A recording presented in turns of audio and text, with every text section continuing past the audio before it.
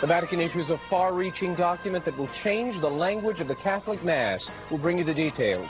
And Catholic radio stations seem to be popping up everywhere. We'll find out why.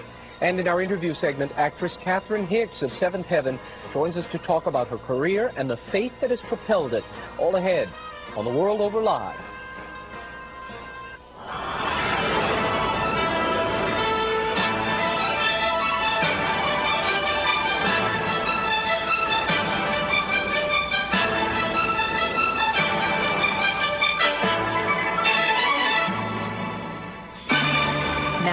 From our EWTN studios, Raymond Arroyo. Welcome to The World Over Live. Our interview with Catherine Hicks is straight ahead, but first, news from the world over this week. The Vatican issued new norms for the translation of liturgical texts on Monday. The document, titled Authentic Liturgy, clearly and decisively rejects inclusive language and calls for an accurate rendering of original texts. A few examples. The instruction explicitly forbids changing an original singular to plural. In other words, blessed is he could not be rendered blessed are they. Splitting words into gender pairs is also forbidden. For instance, takes up his cross could not be translated takes up his or her cross. The Vatican has also mandated that all liturgical formulas must be translated faithfully. For example, the Mass response to "The Lord be with you" is now to be "and with your spirit," not "and also with you."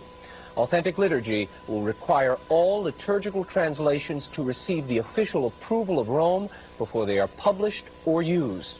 The changes come as a result of the Holy See's increasing dissatisfaction with the ICEL, International Committee on English in the Liturgy, overall approach to translation. You can read a more detailed explanation of the document on the EWTN website at www.ewtn.com. And John Paul II completed his pilgrimage in the footsteps of St. Paul this week. The six-day journey was part of the Pope's Jubilee wish to visit the places associated with the life of the Apostle Paul. Starting in Athens, Greece, last Friday, the Pope scored an ecumenical triumph and may have set the stage for the reunification of Christianity east and west. At a meeting with the Greek Orthodox Archbishop of Athens, the Pope asked God to forgive those sons and daughters of the Church who, quote, have sinned by action or omission against their Orthodox brothers and sisters. He asked particular pardon for the Fourth Crusade's sack of Constantinople in 1204. Orthodox leaders in the region have long demanded a Catholic apology, considering the Crusades a barrier to relations with the Church. The Pope's actions were hailed by all sides. The Orthodox delegation even joined the Pope in the recitation of the Our Father, despite earlier refusals to take part in a joint prayer.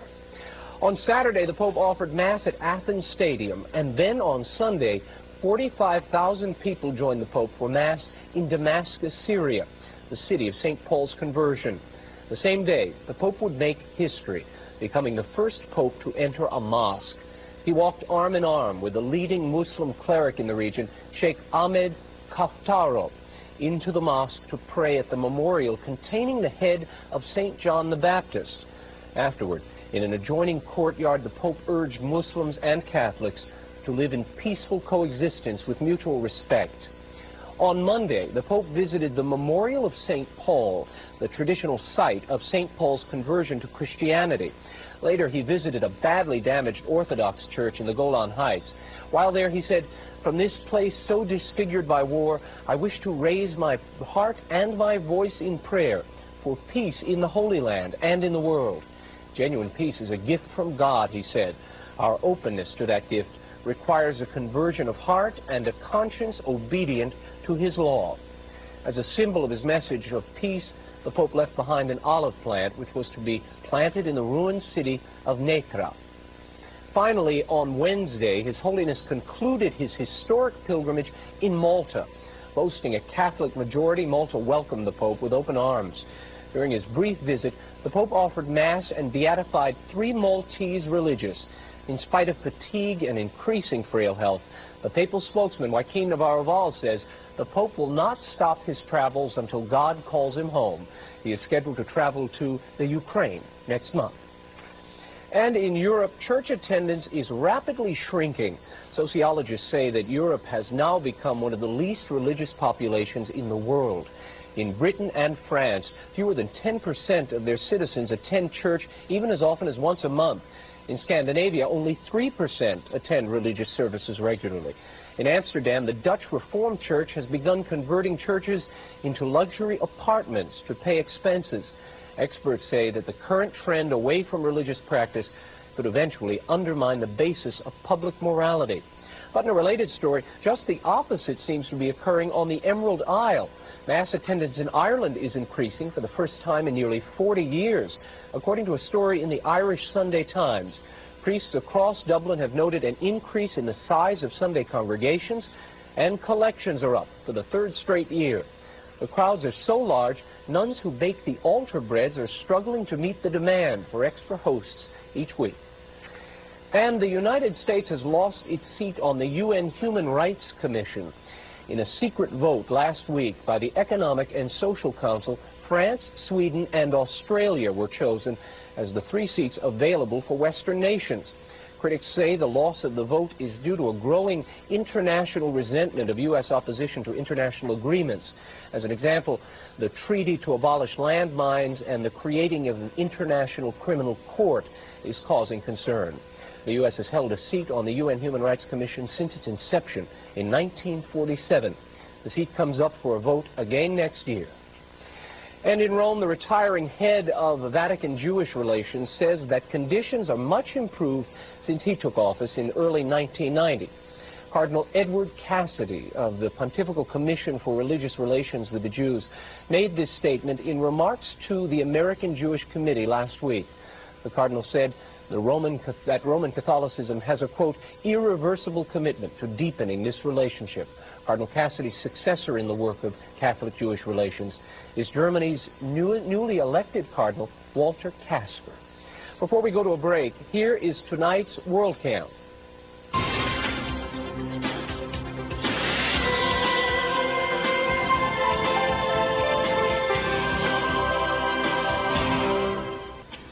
Tonight's World Cam comes to us from Royal Oak, Michigan, home of the National Shrine of the Little Flower. Monsignor William Easton, pastor of the parish, takes us inside this beautiful church dedicated to St. Therese. The parish was founded in 1925, right at the time that St. Therese was canonized. Father Charles Coughlin was the original pastor, and he decided to build a shrine, because that was the name of the parish, Shrine of the Little Flower, but to actually build a building that would be a shrine for people to come to. The church's unique architecture and extraordinary beauty attracts over 1,500 visitors each month. People come from near and far to pay homage to this saint and her little way, and to seek help for some of their biggest problems. Many of those who have brought prayers and petitions to the shrine have received miraculous answers to their requests. They range from things like, unexplainable cure for a disease or some illness, to the fact that, I've been praying to find a wonderful husband and now I have. Somehow or another, a rose let them know that it was Therese and her intercession that helped them to get to that particular point. And she continues to prove her point. Therese promised to spend her heaven doing good for those of us on earth. Here at the shrine, the Little Flower has showered thousands of pilgrims with petals of grace. It would be difficult not to see the splendor of heaven in this place of great reverence and extraordinary beauty, dedicated to St. Therese of Lisieux. And from Syria, recent host of Pope John Paul II, we bring you the wedding of Maher Shalapi and Johann Maher. The event took place in Fatima Catholic Church in the Syrian capital, Damascus. Of the 2 million people in this predominantly Muslim city, less than 100,000 are Catholic. His Excellency Yosef Moner, Archbishop of Damascus, celebrated the Syriac Catholic ceremony in both Arabic and Aramaic. The wedding was notable for its rich symbolism. The Archbishop first placed rings directly onto the fingers of the bride and groom, a sign of their eternal bond. In addition, with family and friends looking on, Crowns were then laid upon the bride and groom, indicating their shared participation in the kingship of Christ. The crowns were then exchanged as a sign of divine union and sacramental blessing. With the ceremony concluded with the solemn sign of the cross, the couple lovingly kissed a crucifix, another outward symbol of their inner fidelity to Christ and to one another. If you would like to be in the WorldCam, send your VHS video to WorldCam, care of EWTN News, 5817 Old Leagues Road, Birmingham, Alabama, 35210, USA. When we return, Seventh Heaven's Catherine Hicks joins us for an exclusive interview. The World Over Live continues in a moment.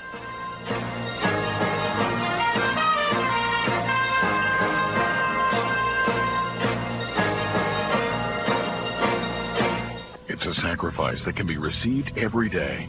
It's almost 2,000 years old, and yet its beauty never fades. It's Holy Mass. When we go to Mass, we receive everything of Christ. He holds back nothing.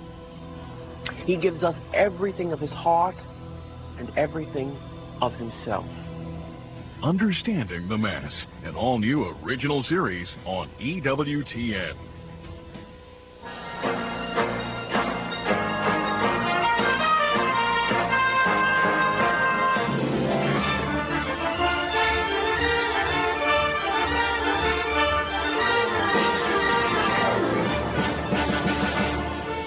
Welcome back to the World Over Live interview segment. I'm Raymond Arroyo. With motherhood on the minds of so many, particularly here in America, we decided it was a good time to talk to a TV mom. Catherine Hicks is most familiar to viewers as Annie Camden on the hit family drama Seventh Heaven. She has a long list of Broadway and film credits, but what you may not know is that she is a dedicated Catholic whose work has been directed by her faith. In an exclusive interview on the set of Seventh Heaven, we talked about her craft, her love of the Catholic Church, and the role she considers a miracle. Here's our interview. You recently passed your 100th episode here on Seventh Heaven. Yes, we did. By the artist. This was something, you considered this role, getting this role, something of a miracle. Oh, indeed. It was, How? Well, as any actress, you know, you do your films and then you do some cables and then you melt down and you're guest starring on Burke's Law. So it was pretty, you know, I wasn't working, and when my father passed away, I'm an only child, and I've been fortunate enough to get this small little house near here in Coronado, San Diego, which is closer than Arizona, which is where I was raised, for my mom. And I had gone through all my savings to keep the payments up. And you know, I hadn't worked in 2 years of any substance, and then my husband and business manager, they had him, you know, and they said, you've got to sell the house. And we had named it Casa Maria after Mary, because my dad was stationed there in World War II in San Diego, you know, throughout. My mom was there and would go to Mass and pray for him to come home safely. And so I kept delaying it and calling the realtor and saying, okay, you can put a sign in, but this went on for 1.5 years, and there was no hope. And I just prayed for a miracle. I just prayed, you know, I don't know where it's going to come from, God, but please help me and save this house. And I got a call at my mom's. I was over for Easter with my little girl. And in Arizona? Yeah, at the old house. And it was Aaron Spelling, and he had offered me this role in Seventh Heaven because I had worked for him before and he liked my work. And what did you think? It was a gift. It was handed to me. No audition? No audition. It was an offer. Nobody gets offers anymore. Really? Yeah. And what did you think? I just knew it was an answer to my prayers. And I thank God for Aaron Spelling, because he's old school, you know. If you're a good actor, you're a good actor. People know it or they don't. You don't have to keep proving yourself in 40 auditions. There's no insecurity in him, and he knew my work, and he knew I could do the job. And you were praying awfully hard. Yeah, I went to Mass and prayed. And then a couple of months later, first call I made was to the realtor, take the sign out! And then I'm going to visit my mom, and you go up over a bridge, and there's a big billboard of Seventh Heaven, and it was just like, you know, I could hear the violins. It was just, I always say a little thanks every time I cross that bridge. I'll bet. Yeah. Tell me about Annie Camden. This is quite a role, and a unique role on television. Well, I'll tell you, at first, before I read the script, you know, I had said, I don't want to play moms. Right. And blah, blah, blah. And Why? Then Why did you it's just usually boring, especially on sitcoms. I just, in general, it's just maintenance work, you know. It's not. Then I read the script and the humor got me, and I you know, the mom thing went out the window. It's just like anything, when you read something irresistible as an actor, you just go, I don't care. You know, I had done Turbulence, a feature, so I thought I was back in movies. Right. Ray Liotta and I are like this, even though I get strangled on page 69. But I was like, no TV, and certainly not a mom on TV. Right. But again, you know, Stephen Collins says the same thing. You just read it and go, oh, good writing. But even then, I would say to Brenda, couldn't Annie go to night school? I mean, come on, at home mom, you know. Yeah. And that was 5 years ago, and I'm not in any way, you know, what's the word, rationalizing here. The truth is, I'm a mom in real life. It's now in vogue to stay at home. A lot of the moms at my school are lawyers, big time.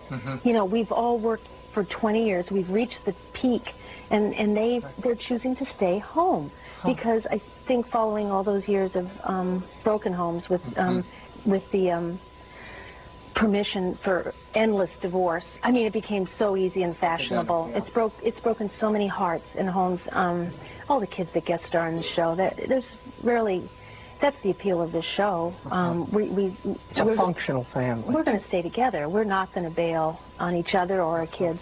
And there are a lot of latchkey kids over the last 20 years. So I'm proud now to play Annie. And truly, there's a statement there. Do you think you find yourself at an interesting time in society? And in I think the they're culture? right about it.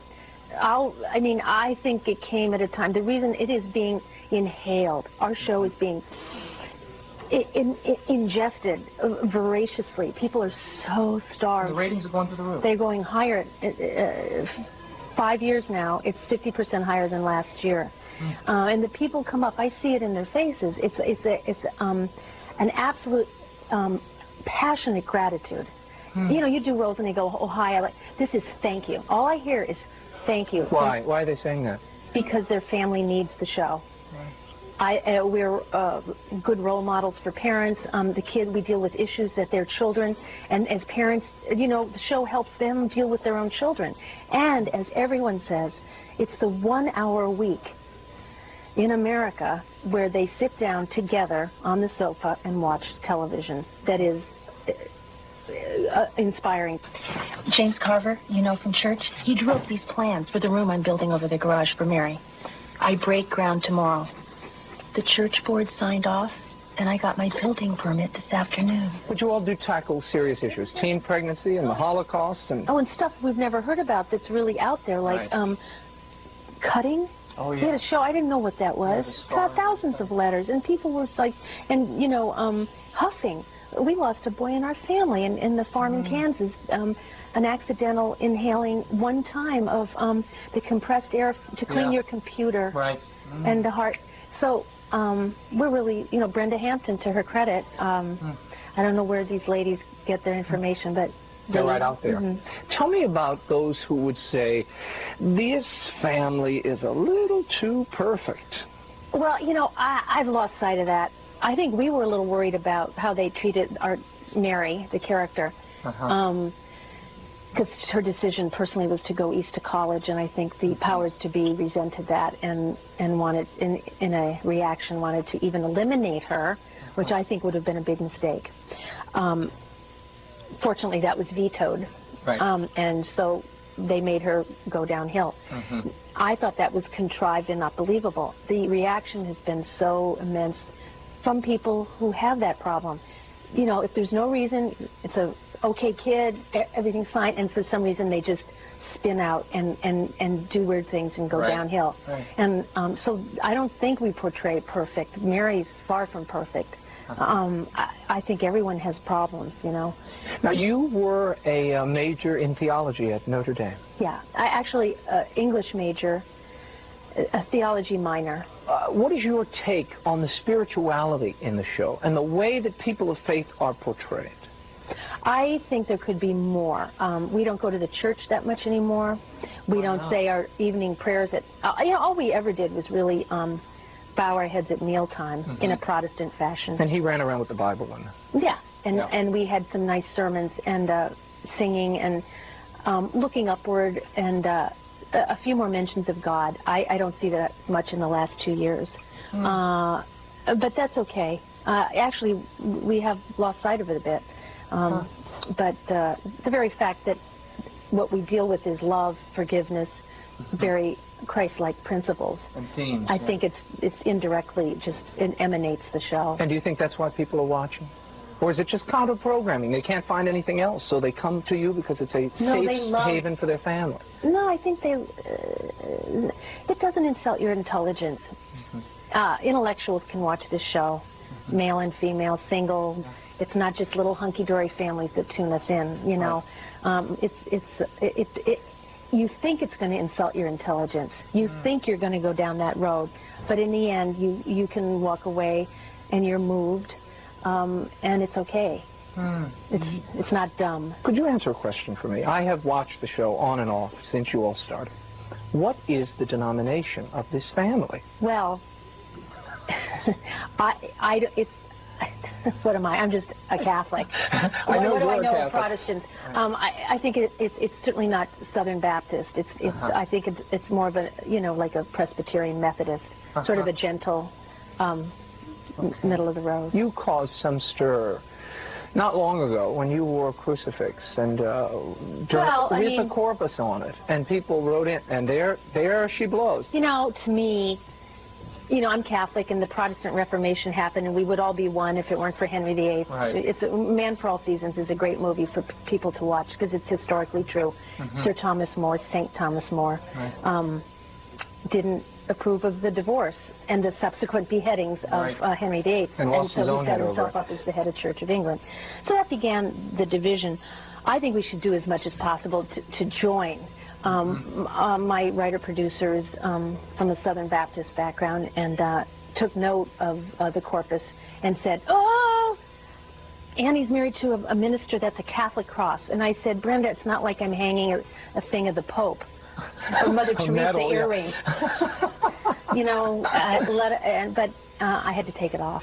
Oh, really? Yeah, and that hurt. It hurt me. Hurt me for all of Christianity that we're still into that. So I couldn't hide my feelings, and I guess she knew something, and so she said, you can wear it, but I have to write a line in where Annie gets it from a Catholic friend. Oh, and explains why she's wearing it. So. Which to me just continues the divide. How has this awakened your faith as a Catholic? Has it? I mean, obviously that must have had some impact. I mean, you were wounded over it. I consider this job a miracle. I consider what it feeds the nation, and I really mean feeds our country. It feeds them food.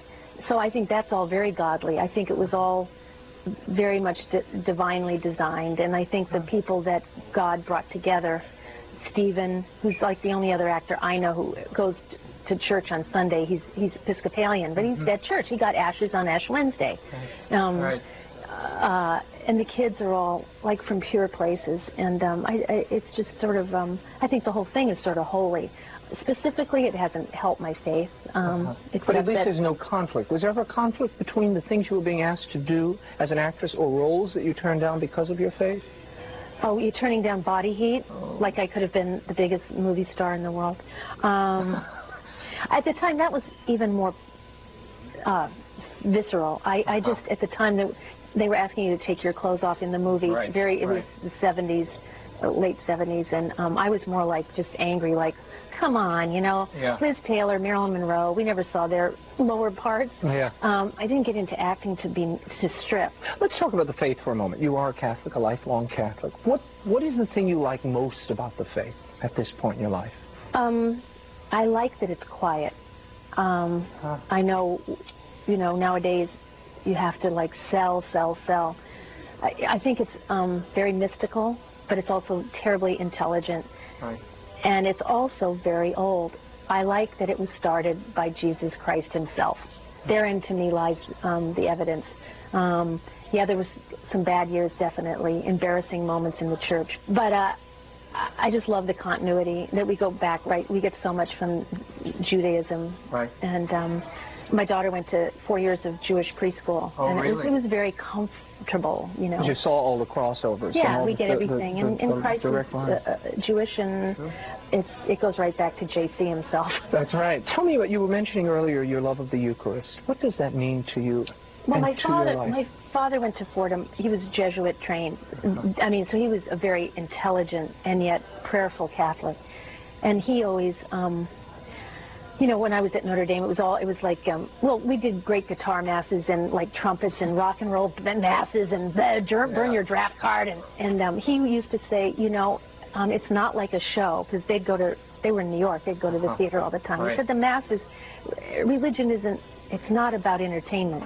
If you've got a boring sermon or a boring priest saying the Mass, right. Tough. The act itself still occurs, and that is the transformation of bread and wine into Christ. It's still a mystery, but it's something awesome. It's very dramatic. Something happens at every Mass. Something changes at the climax, and it's a miracle. Catherine, do you have a favorite saint? You know, I would say St. Teresa of the Little Flower. Why? I don't know. I think because when I came out here and I was alone and I was afraid, my first hairdresser said, do you know the 5-day prayer where you say Our Father's 5 Hail Marys and 5 Glory Bees? And in 5 days, if you say that every day, you say, St. Teresa of the Little Flower, I ask this through you and tell God I love him evermore. It's a poem. Right. And you get a rose. If you get a rose within the 5 days, and I can't tell you how many roses over the years I've gotten. Really? Because she would send me a rose, and I'd know, hey, I'm okay. Or when I felt passionately in love, pitifully in love, pathetically in love with my now husband, I was so nervous. And I mean, when you're in great pain and out of the blue, like when my mother had a heart attack 3 months ago, it's like a sign. And St. Teresa, I mean, I'd open a car and the driver would have a rose on my seat. My patron saint, St. Catherine of Labouré.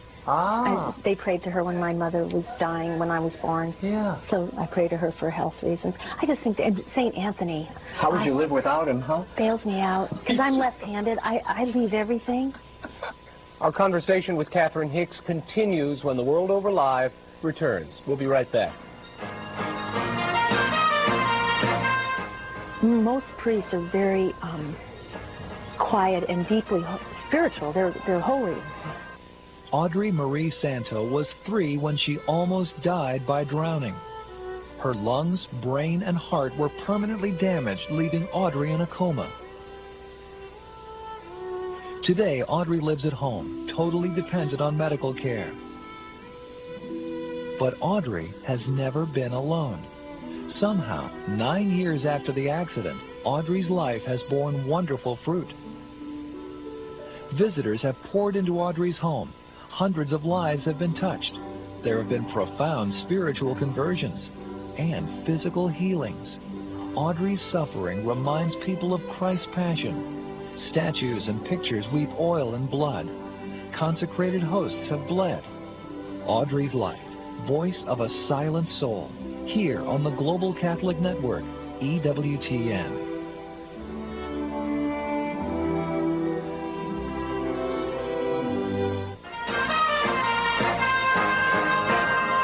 Now, once again, Raymond Arroyo. Welcome back to The World Over Live. Now more of our exclusive interview with Catherine Hicks. You did a wonderful film several years ago called Marilyn the Untold Story, where you played Marilyn Monroe. You got an Emmy nomination for it. Of that role, your mother said it took her too long a time to get out of that role. How do you approach a role, Catherine? Marilyn just came to me. If I played me at 7, that's Marilyn. And Marilyn was really a 7-year-old. Because that's when her mother was taken away from her. Right. So she stopped emotionally developing. That's why she had the little girl voice. I watched the David Walper biography over and over and over. Wow. And I always, ever since doing things at Cornell, I got my MFA, you know, I did a lot of theater and training. And I did After the Fall, which is Arthur Miller's poem about her. Based on her, really. And I always loved Bus Stop. I did it my own, and they'd say she did it a la Marilyn. I wasn't doing Marilyn. I'm good at being vulnerable. And if you're childlike and vulnerable, that's Marilyn. So it was, I didn't really prepare much at all. Really? It was just in me. How do you normally approach a role when you get a script? Well, lately I do. Usually I build a whole psychological and emotional history. You do the whole background and write it out. What happened when they were 2 and 3, and what the parents, and what hurt their feelings, what traumas did they have, did the mom, and it's all about. But don't you find that's family. hard to translate into the performance? No, because if you have the background, then any of the moments in the script that are call for an emotion, you have a history to draw from. So then you know why you're feeling sad or happy. Now I always was trained with the method and a mixture of Meisner. Everything at Cornell, they mix everything They mix up. and match, and that's what everybody's been doing recently, yeah. I prefer now that I actually chart the scene, and I go totally out of personal, and so I can go moment to moment personally, and therefore a moment, it's really easy to phone it in at the 50th. Sure. But if I think of a specific situation with my daughter or my dog who died or my father and my mother, you have to make it specific. I mean, do you find that it's difficult to let go, though, which really runs to the heart of your mother's comment? Do you find it's difficult when you leave? Oh no, Marilyn, that was just that was different than the work. That was just when you play someone a little different than you get used to that mannerism, mask, and mannerisms. So I'd try clothes on and do all this sort of. And plus, it was fun, because Marilyn wasn't smart. And I mean, she was smart, but I'm always in my head. My mind is like, it's a curse. So it was fun to just be airy and breezy and happy and have a good time. And my mom, even when Garbo Talks came out, she said, "Still playing Marilyn, Kath." I was like, oh, no. And then my husband said the same thing. People who really know me. But the thing is, my point is, no, I didn't play Marilyn. Marilyn was another person. Right. People saw my TV movie. I was playing me. So even my own family thinks I'm Marilyn, but I was being me. So I'm really being me. Wow. Now, you have had a bumpy 20 years here in Hollywood. I mean, Peggy Sue got married, Star Trek 4, Garbo Talks. How did you survive all of that and come out here? I mean, because you said there was a difficult time in there where you weren't working. Oh, well, again, it was really lonely when I came out from. I started on Broadway with Jack Lemmon. Jack Lemmon and he talked me into coming out here. It was great to be on Broadway. I was 26, but it was very lonely out here. I didn't. You don't automatically. Nothing was ever easy for me. I thought, Broadway, okay, I got a movie. Here I am. Yeah. And then you come out here, and then I ended up on Bad News Bears with Jack Warden, but it was a job, then I could save some money. But but it's an unfriendly town, especially in the late 70s. It was so lonely. When I did Marilyn, I took my driver to the rap party. He was my only friend. Oh. Unfortunately, my parents were in Arizona, and I'd fly home on the weekends, or I would have gone. It kept me from drugs or dating creepy guys. Do you find it difficult now with a family, now that you're a mother? Is there a conflict between work and family? How do you prioritize and break that down? I think once you become, the only downside to this is that it was a hard adjustment for my daughter, who was 4 at the time, and I was And here you are presiding over the kitchen here and the family. I was an at-home mom, really, and we were together, and then this came along, and I was not real friendly to the kids here. I didn't realize it, but I know I resented it. It was like, I'm leaving my crying daughter, going, Mama, Mama, Mama, coming here to be a mom to these kids I don't even know. But then eventually Katie's come to love them. They love her. I love them. They love me. We're a happy family. Yeah, and it's fine. And now also they schedule us really easy. I pick her up most of the time at school. I'm there as much as the other moms. So my guilt has lessened a lot. When your father passed away, you were in Baltimore, I believe, doing an old college play. Yeah.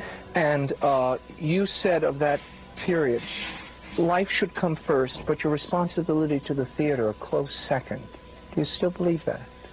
Well, I regret in a way. I remember, when you're in acting school, Cornell, it was Grotowski, and and I remember someone saying, Jonathan Pryce, his father died, and he didn't go home for the funeral. He finished the play.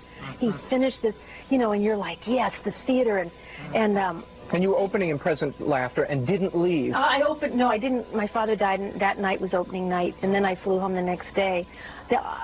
And then, actually, you know, Father McGuire, who gave me my first communion, buried my father and married me, he was saying, go back, Catherine, go back and finish your job. You know, they were trying to say, don't, you know, go on, go back. But my mother was alone. If I had it to do over again, the irony is they found a replacement for me temporarily from New York, a stage actress. They loved her.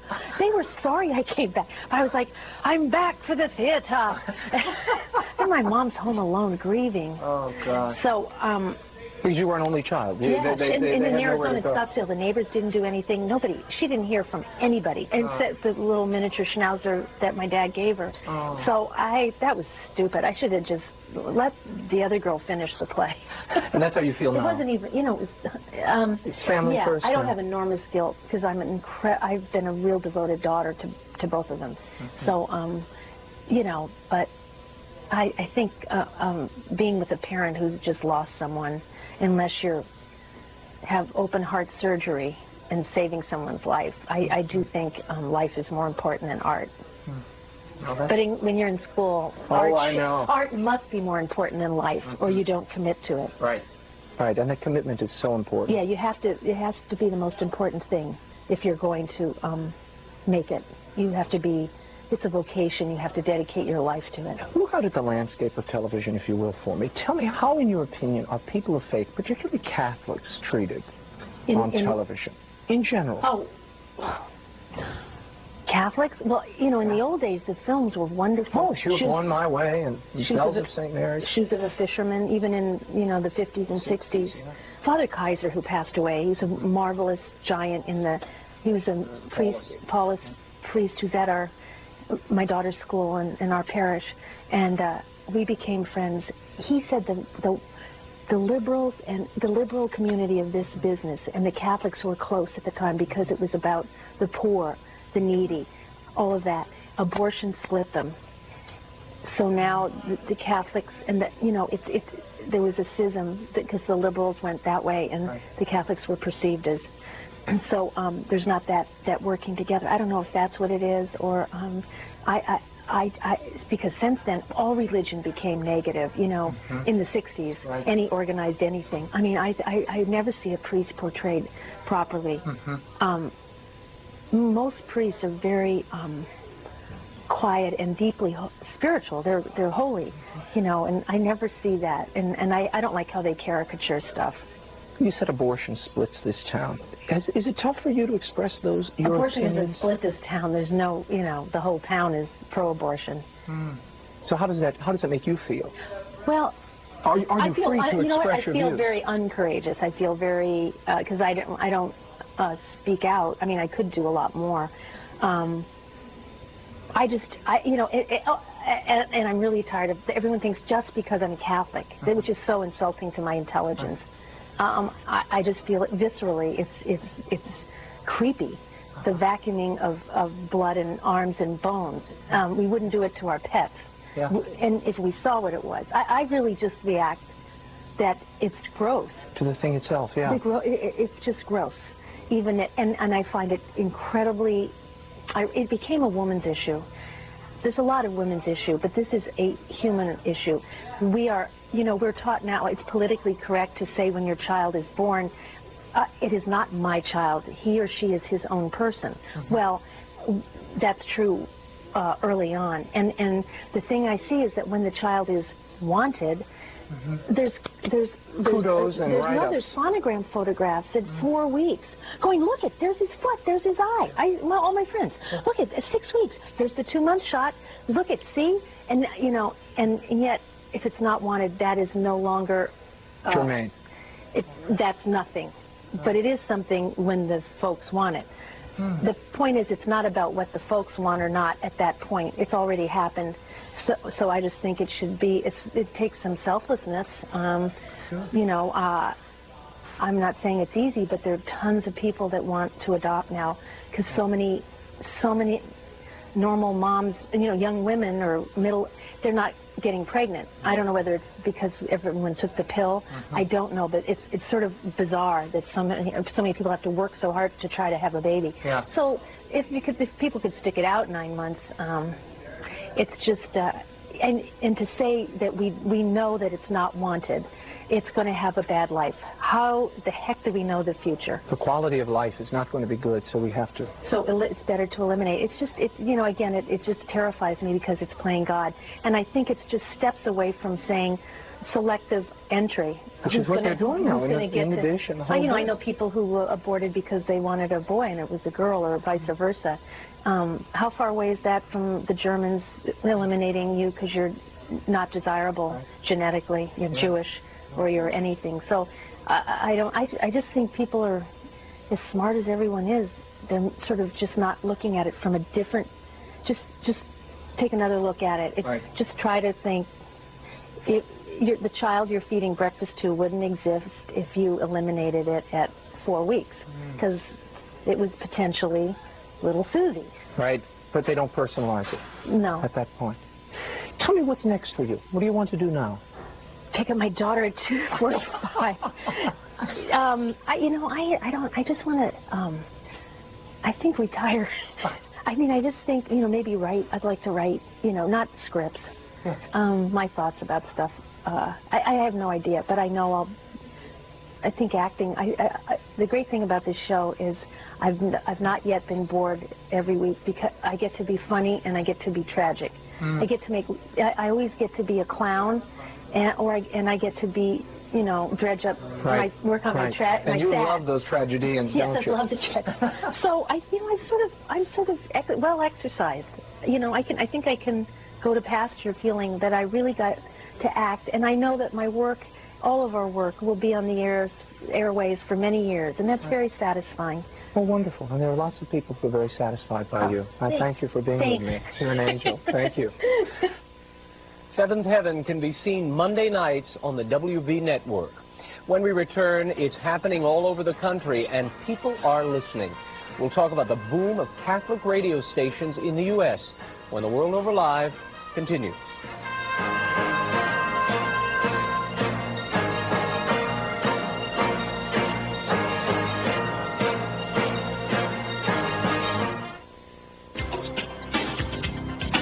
Share your experience with the rest of the world.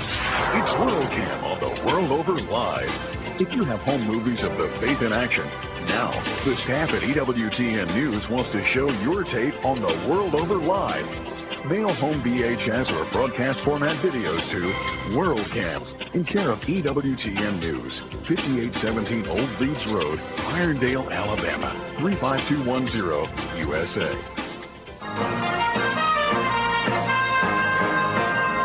Now, once again, Raymond Arroyo. Welcome to the World Over Live. There is a growing cultural phenomenon occurring these days in radio. A new group of channels are appearing as never before. No, it is not rock and roll stations or jazz stations, though I like those as well, but Catholic stations. In January of 1997, there were 7. Today, there are more than 30. To discuss the trend and the future, we are pleased to be joined by Doug Sherman of Immaculate Heart Radio, Tony Holman with Covenant Network, and Chris Williams with Queen of Peace Radio. Gentlemen, thank you for coming and joining us. I want to start, why do we need Catholic radio today? What is the urgency out there? Doug, I'll start with you. What's the urgency? Well, as you explained, there were only 7 Catholic radio stations on the air just 4 years ago. There are 15,000 radio stations in the whole country, and about 10% of those are religious. So 1,500 or 1,600 Protestant radio stations in the country, and 4 years ago there were only 7 Catholic radio stations. So we weren't evangelizing, we weren't getting the word out, and I think that's it kind of in a nutshell, that as we grow more stations, as we start more stations, and the truth and the beauty of the Catholic faith is on the airwaves, miraculous things happen. Tony, why do we need Catholic radio today in your opinion? It's a great way to reach many people, to evangelize their faith, inspire people to live their faith and grow closer to Christ. And Chris, why do you do this? To echo what they said, but also the, we're surrounded by the secular media, which presents a certain version of their truth, which doesn't have a whole lot to do with God's truth. And then the Protestant media does a good job at what they do, but only goes so far. It's the Catholic media, it's the Catholic radio stations that bring the fullness of truth, the unbroken truth of 2,000 years into the airwaves. And once that truth gets out there, we have Protestants and Catholics and those of other faith listening, and they come into the church and they start to join the RCIAs, they start to practice their faith a little bit better. So we need Catholic radio to convert the world, convert the United States, especially the cities that we're in, back to the Church of Jesus Christ. Now tell me for a moment, this is a great question I have. With Protestant radio so dominant in the Christian market, certainly, what is the difference between what you do and what many of the Protestant Christian networks and stations are doing? Some of what we do is very similar, but now it's from a Catholic perspective. You know, Vatican II made a direct call to the laity. This is really an outgrowth of Vatican II, because they wrote an entire document calling on the Catholic laity to start Catholic radio stations for the purpose of evangelization. So it's following along with that. You're fulfilling that call. Right. Any difference here between the two? I mean, there's a couple of differences. A lot of Protestant radio stations are for profit. Some of them make very good money playing Christian music, modern Christian music and things like that. We, on the other hand, focus on a not-for-profit basis, where we're really just out there to present the truth and to catechize Catholics, fallen away Catholics, and those who hopefully will one day be into the faith. The other difference is the Catholic Church is universal, so there's one truth. Many Protestant stations will sell airtime to different local pastors. So this pastor will say one thing, and this pastor will say another thing, and this one will say a slightly different version. In the Catholic faith, that's not really the way it is. There's one universal truth, and so our message is very coherent and very uniform. When Queen of Peace was looking for something to model, some successful Catholic radio station to model, we really looked at EWTN and Mother Angelica. And her philosophy, as far as I know it, is to present the truth and to also to give it away, so to speak. In fact, most of us got involved with Catholic radio when Mother Angelica let it be known that she would give away her radio signal for nothing. And I was a dentist. Tony was in the mortgage banking business, and Doug is a builder. So none of us had any radio experience, but yet when we heard that Mother Angelica was going to do the hard part, the production of the programming, it made it easy for us to then figure out a way to get the stations and through computer programming and satellites and all that replay the message. But so it's really not an imitation of Protestant networks at all. So EWTN is really the spine of your effort then, and makes it doable. Yeah, none of this really would have been possible if EWTN weren't providing the programming to us for free. And they don't produce all of the programming themselves. They gather the best from around the country, and they send it up to satellite and leave it up there for free for us to pick up and rebroadcast.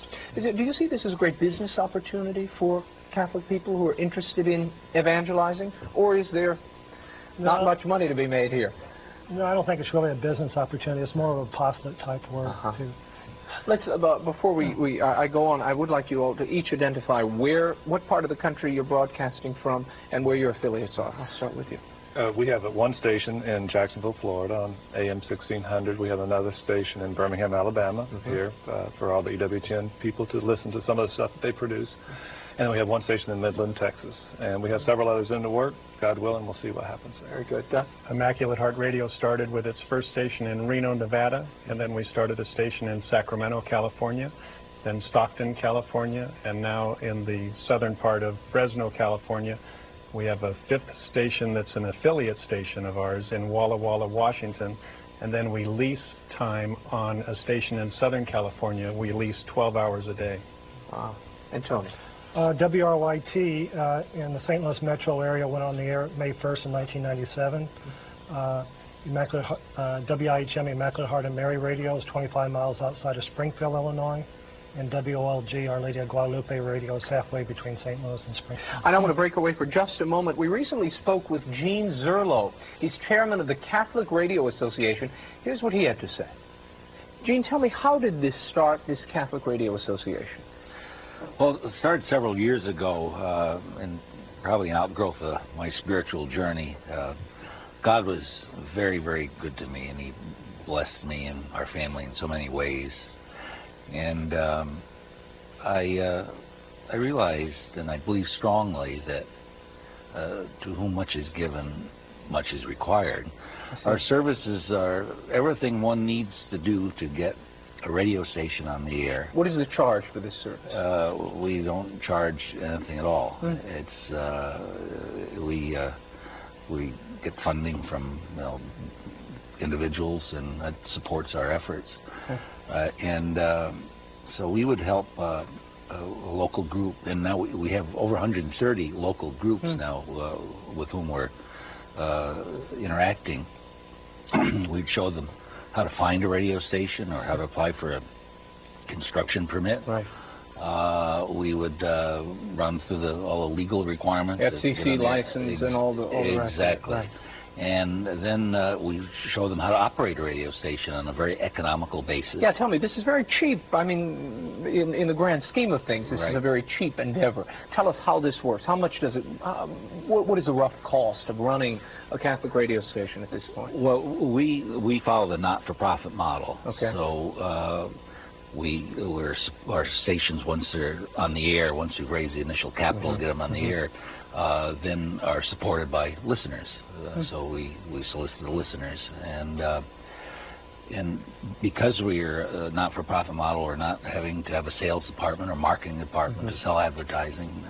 We're able to really operate a station with 2 people and a computer. What is the first thing you tell people when they want to start a radio station? They come to you and say, I'd like to get into the business. I owned a sewing shop for 20 years, and now I want to start a radio station. You would say what to them? Well, we suggest that they ally themselves with a small group of people, a very small group of people, 5 or 6. We've learned that very large groups are hard to get together, and they get wandering in various directions. So get a small, committed group of people, and then we tell them to pray hard. Pray, pray, pray. And then we suggest that they try to bring into their circle financially gifted Catholics who can start to provide the investment funds to acquire a radio station, put a down payment on it, and getting it on the air. And most of these are existing stations that are for sale.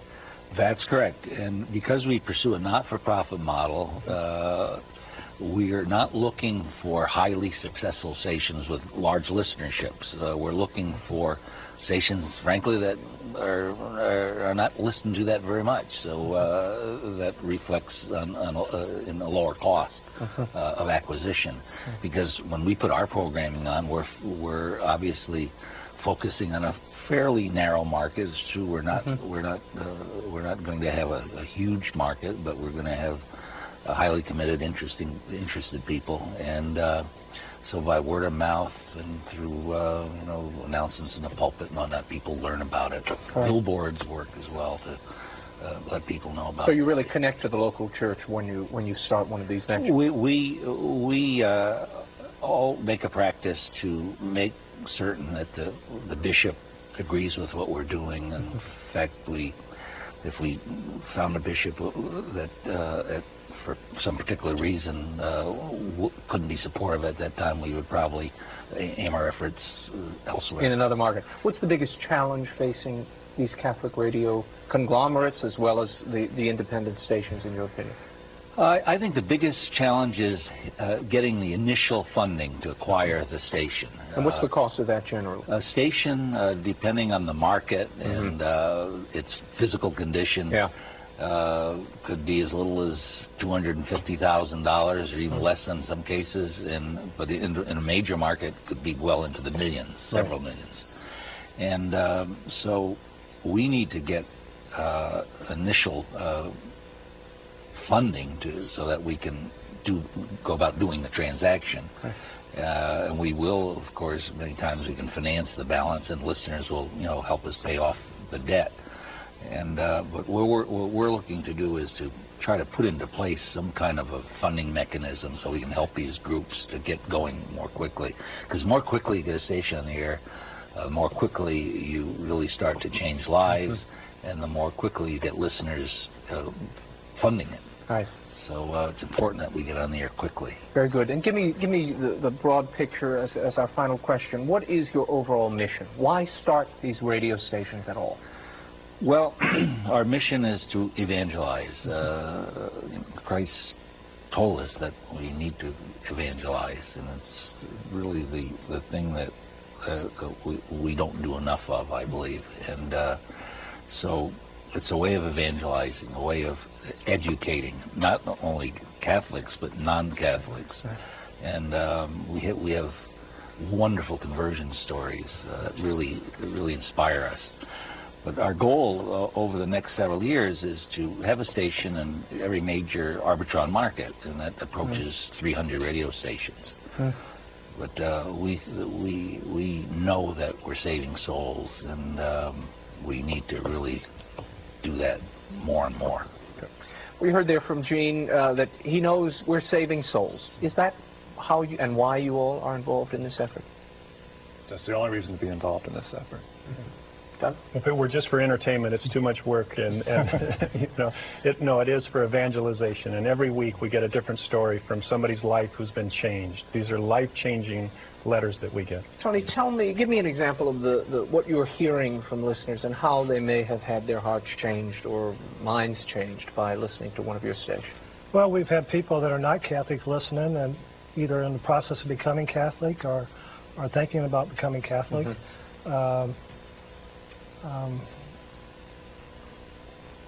We can leave it there. Okay. Doug, any anecdotes that stick out in your mind?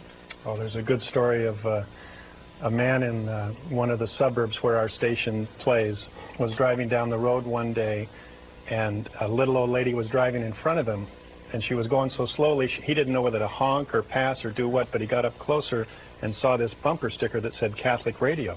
He said, "Catholic Radio? I've never heard of Catholic Radio." He turned on the dial. He'd been away from the church for 35 years. He got hooked on the programming, and he's back in the church.